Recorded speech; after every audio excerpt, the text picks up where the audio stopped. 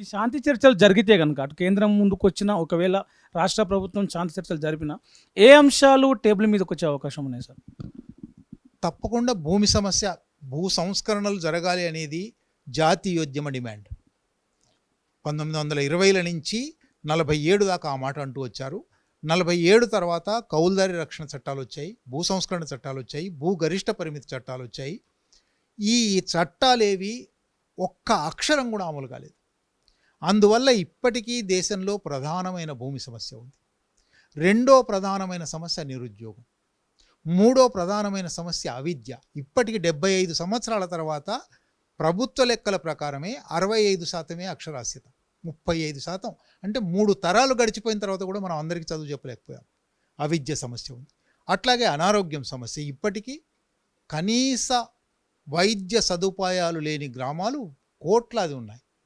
కనుక ఈ సమస్యల మీద తప్పకుండా 2004 చర్చలో జరిగినప్పుడు ఇవే పెట్టారు వాళ్ళు.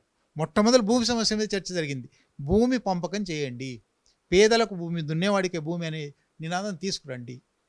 అది జరగలేదు. దాని మీద చాలా చర్చ జరిగి కోనేరు రంగారావు భూ కమిషన్ వేశారు.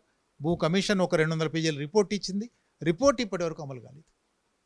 కనుక ఒకవేళ చర్చలంటూ జరిగితే ప్రజలు ఏ సమస్యల మీద ఆందోళనతో ఉన్నారు, ఆ ఆందోళనకు నాయకత్వం వహించడానికి మేము సాయుధులం కావాల్సి వచ్చింది అని వాళ్ళు అంటారు. ఆ సమస్యలు పరిష్కరించండి, వాళ్ళు సాయుధులు కావాల్సిన అవసరమే ఉండదు.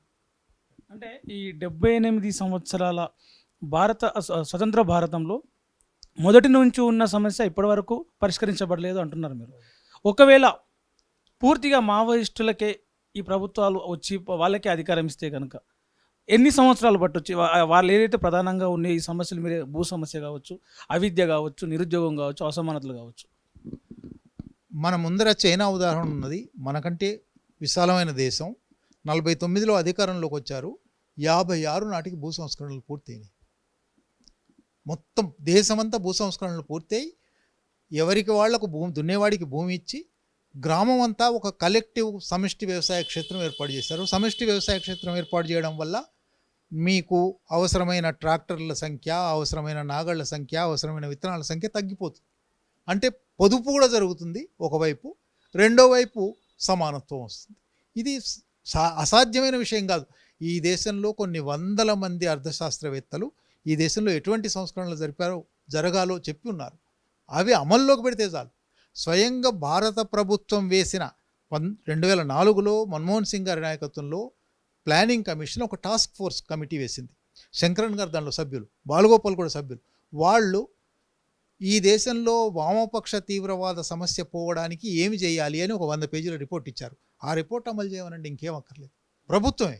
శాంతి చర్చలు జరపాలి, మావోయిస్టుల మీద, మావోయిస్టులను ఏరివేసే క్రమంలో ఆదివాసుల మీద ఈ మారణహోమం ఆపాలి అని చెప్పేసి ప్రజలు, ప్రజా సంఘాలు, యువకులు, విద్యార్థులు అందరూ కూడా మావోయిస్టులకి ఒక మద్దతు పలుకుతున్న పరిస్థితులు ఇప్పుడు మనం గమనిస్తూ ఉన్నాం సార్. ఒకవేళ కేంద్ర ప్రభుత్వం కనుక మొండిగా ముందుకెళ్తే, శాంతి చర్చలకు ఒప్పుకోకపోతే ప్రజల నుంచి మళ్ళీ ఒకప్పుడు ఎప్పుడైతే నక్సలిజము ఇక్కడ ఆవిర్భవించిందో అప్పుడు నక్సలైట్ల అన్నలను కడుపులో పెట్టుకొని దాపెట్టుకొని గుడిసెల్లో దాపెట్టుకొని వాళ్ళకు అన్నం పెట్టి చేసినటువంటి ఆ పరిస్థితులు ఎట్లయితే మద్దతుగా ఇచ్చారు అప్పుడు ప్రజలు, మళ్ళీ ఇప్పుడు అదే పరిస్థితులు వచ్చే అవకాశం ఉందంటారా? రాజకీయంగా ఏకీభవిస్తారా లేదా అనేది చాలా పెద్ద విషయం. రాజకీయంగా ఏకీభవించకపోవచ్చు, కానీ ఒక మనిషి హత్య జరిగితే మన కళ్ళ ముందర మనకు సానుభూతి కలుగుతుంది. ఇది చాలా మానవ సహజమైన స్పందన. అక్కడ చుట్టూ చక్రబంధం వేసి కర్రెగుట్టల్లో 100 మంది ఉన్నారా, 1000 మంది ఉన్నారా, 3000 ఉన్నారా, వేరు ఫిగర్స్ వస్తున్నాయి.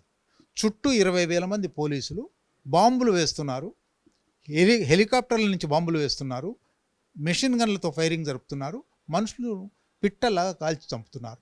దీనివల్ల ఒకవేళ వాళ్ళ రాజకీయాలతో విభేదించే వాళ్ళు కూడా, రాజకీయాలు రేపు వాళ్ళ పూర్తి తప్పుడు పొందా అనుకునేవాళ్ళు కూడా మనిషిని ఇట్లా చంపడం తప్పు కదా, కావాలంటే విచారించు, ఎంత నేరమైనా సరే, ఒకవేళ ఉరిశిక్ష వేసే నేరమైనా సరే, నేరాలు చేశారా లేదా ఎక్కడ రికార్డు లేదు కదా, విచారణ లేదు కదా అనే ఒక సానుభూతి మాత్రం తప్పకుండా పెరుగుతుంది. చర్చలు జరగకపోతే, కాల్పుల విరమణ జరగకపోతే మావోయిస్టుల పట్ల ఖనిజాలు, జంగల్ జమీన్ కోసం, ఈ దేశ సంపద ఈ దేశంలో ఉండాలని కొట్లాడుతున్నారు వాళ్ళు, వాళ్ళ మీద ఇంత హింస జరుగుతుంది, మారణకాండ జరుగుతుంది అని వాళ్ళ పట్ల సానుభూతి మాత్రం పెరుగుతుంది. ఆ సానుభూతి రాజకీయంగా మారుతుందా లేదా, చెప్పలేము, మారితే మారొచ్చు, కొంతమందిలోనైనా మారొచ్చు. కానీ ఇవాల్టి కన్నా తప్పనిసరిగా వాళ్ళ పట్ల ఎక్కువ సానుభూతి మాత్రం పెరుగుతుంది. దీనికి ఒక 2004 ఉదాహరణ మళ్ళీ చెప్తాను. 2004లో పత్రికలే రాశాయి, మంజీరా గెస్ట్ హౌస్కి కుటుంబ సమస్యల దగ్గర, భార్యాభర్తల తగాదా దగ్గర నుంచి భూమి పంపిణీ వరకు, తండ్రి ఆస్తి వాటా ఇవ్వలేదనే వరకు వందలాది వేలాది అప్లికేషన్లు పట్టుకొని మంజీరా గెస్ట్ హౌస్కి వచ్చారు. పత్రికలే రాశాయి ఆ రోజు, ఆనాటి ముఖ్యమంత్రి రాజశేఖర్ రెడ్డి ఇంటికి వచ్చిన విజిటర్స్ కన్నా మంజీరా గెస్ట్ హౌస్కి వచ్చిన విజిటర్స్, కంప్లైంట్స్తో వచ్చిన విజిటర్స్ ఎక్కువ ఇవ్వాలి అని, వచ్చిన వాళ్ళు ఎక్కువ అని. అంటే అటువంటి సానుభూతి ఒకటి జనరేట్ అవుతుంది తప్పకుండా. వీళ్ళు చేయగలరు, వీళ్ళకు అధికారం లేదు, వీళ్ళ చేతిలో ఇప్పుడు తుపాకీ ఉందని భయపడుతున్నారు కావచ్చు, కానీ వీళ్లకు సమాజం పట్ల ఒక అవగాహన ఉంది అనే అభిప్రాయం కలుగుతుంది.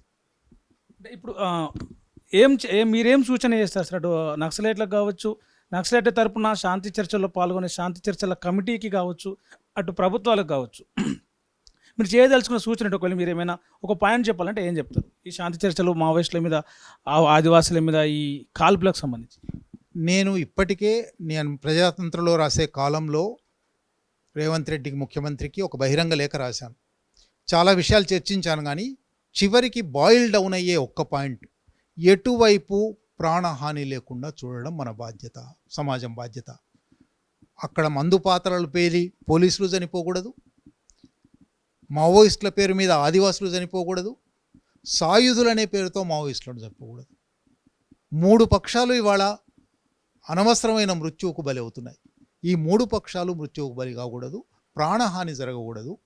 సమస్యలు ఏమిటి, ఈ సమస్యలకు పరిష్కారాలు ఏమైనా ఉన్నాయా, వాళ్ళు చెప్పే ఏకైక పరిష్కారమా, లేక ప్రభుత్వం ఏమైనా పరిష్కరించగలుగుతుందా, 70 ఏళ్లుగా చెప్పిన పరిష్కారాలు ఎందుకు జరగలేదు, ఇవన్నీ కూర్చొని చర్చ, అక్రాస్ ద టేబుల్. ఏదైనా ఒక ప్రజాస్వామిక సమాజంలో సంభాషణ జరగాలి. సంభాషణ లేదు, నేను చంపేస్తా అంటే ఇది ఏకీభవించను పీకనొక్కు సిద్ధాంతం అని కాళోజీ అన్నాడు. అది జరుగుతుంది ఇప్పుడు. అంటే ఎంతటి సమస్యకైనా ఒక చర్చ చేస్తే, ఒక అర్థవంతమైన చర్చ చేస్తే పరిష్కారం లభిస్తుంది. ఈ శాంతి చర్చలు అనేవి కూడా మావోయిస్టులు అనేది ఒక సమస్య కాదు. వాళ్ళు ఏదైతే డిమాండ్లు, వారు ఏదైతే కోరుతూ ఉన్నారో, మన్మోహన్ సింగ్ హయాంలో ఉన్నప్పుడు వచ్చినటువంటి ఆ నివేదికను అమలు చేస్తే మావోయిస్టుల అవసరం ఉండదు, మావోయిస్టుల కోరుకున్నది ఈ సమాజానికి అందుతుంది. దాన్ని చర్చల ద్వారా చర్చించి అది అందుబాటులో అమల్లో అయ్యేలాగా చేస్తే బాగుంటుంది అని చెప్పేసి వీక్షణ వేణుగోపాల్ గారు చెప్తా ఉన్నారు. కెమెరామెన్ సతీష్తో ప్రవీణ్, తొలి వెలుగు, హైదరాబాద్. ప్రపంచంలో ఏ మూల ఏ క్షణం ఏం జరుగుతుందో వేగంగా తెలుసుకోవడానికి తొలి వెలుగు వాట్సాప్ ఛానల్ని ఫాలో చేయండి.